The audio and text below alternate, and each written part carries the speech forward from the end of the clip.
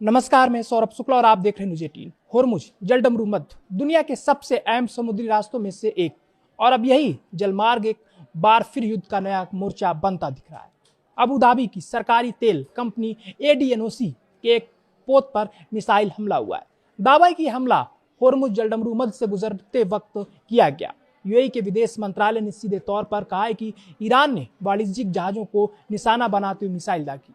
गनीमत यह रही कि इस हमले में किसी की जान नहीं गई, लेकिन सवाल सिर्फ एक जहाज पर हुए हमले का नहीं है। सवाल यह है कि अगर होर्मुज में जहाजों पर हमले जारी रहे तो क्या भारत की ऊर्जा सप्लाई भी खतरे में पड़ जाएगी, क्योंकि जिस रास्ते पर मिसाइलें बरस रही हैं उसी रास्ते से खाड़ी देशों का तेल दुनिया के बाजारों तक पहुंचता है और भारत भी अपनी ऊर्जा जरूरतों के लिए खाड़ी देशों पर बड़ी हद तक निर्भर है। यानी ईरान UAE टकराव का असर सिर्फ खाड़ी तक सीमित नहीं रहेगा, इसकी आंच भारत की अर्थव्यवस्था तक पहुंच सकती है। अब पूरी तस्वीर समझिए। ADNOC के मुताबिक फरवरी में अमेरिका और इजराइल के ईरान के खिलाफ युद्ध शुरू होने के बाद से उसके 1 दर्जन से ज्यादा पोतों को मिसाइल और ड्रोन हमलों का सामना करना पड़ा। इन हमलों में एक चालक दल के सदस्य की मौत हुई और करीब 20 लोग घायल भी हुए।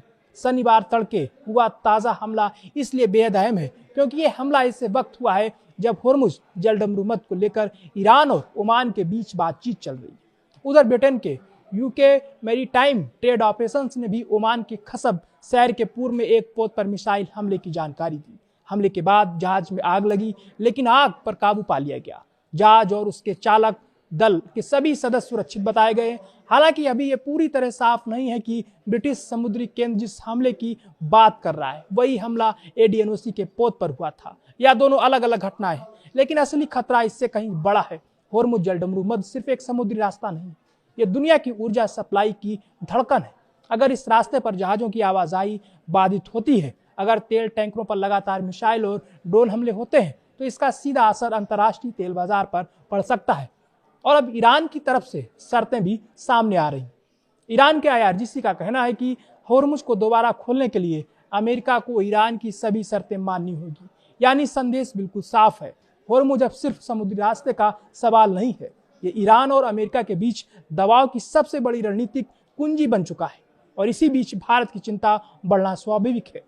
भारत खाड़ी क्षेत्र से बड़ी मात्रा में ऊर्जा संसाधन हासिल करता है। UAE भी भारत के लिए एक अहम ऊर्जा साझेदार है। अगर UAE से आने वाले तेल टैंकरों की आवाजाही प्रभावित होती है तो भारत की सप्लाई चेन पर दबाव बढ़ सकता है।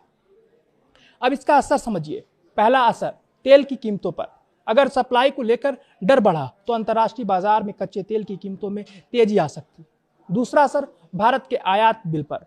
तेल महंगा हुआ तो भारत को वही जरूरत पूरी करने के लिए ज्यादा विदेशी मुद्रा खर्च करनी पड़ सकती है। तीसरा असर महंगाई पर। कच्चा तेल सिर्फ पेट्रोल डीजल की कीमत तय नहीं करता, इसका असर ट्रांसपोर्ट से लेकर उत्पादन और रोजमर्रा की कई चीजों तक पहुंच सकता है। और चौथा असर भारत की ऊर्जा सुरक्षा पर। यानी होर्मुज में अगर तनाव और बढ़ता है तो इसका असर नक्शे पर हजारों किलोमीटर दूर बैठे भारत पर भी दिखाई दे सकता है। फिलहाल सबसे बड़ा सवाल यही है, क्या होर्मुज जलडमरू मध्य फिर खुलेगा? क्या ईरान और ओमान के बीच चल रही बातचीत से कोई रास्ता निकलेगा, या फिर अमेरिका से अपनी शर्तें मनवाने के लिए ईरान होर्मुज को दबाव के हथियार के तौर पर इस्तेमाल करता रहेगा? क्योंकि अगर होर्मुज में जहाजों पर हमले नहीं रुके तो ये सिर्फ 1-2 टैंकरों की सुरक्षा का मामला नहीं रहेगा, ये दुनिया की ऊर्जा सप्लाई, तेल की कीमत और भारत जैसे बड़े आयातक देशों की अर्थव्यवस्था का सवाल बन जाएगा। और सबसे बड़ा संदेश यही है, होर्मुज में दागी गई एक मिसाइल की गूंज सिर्फ खाड़ी में नहीं सुनाई देगी, उसका असर भारत के पेट्रोल पंप से लेकर आपकी जेब तक पहुंच सकता है।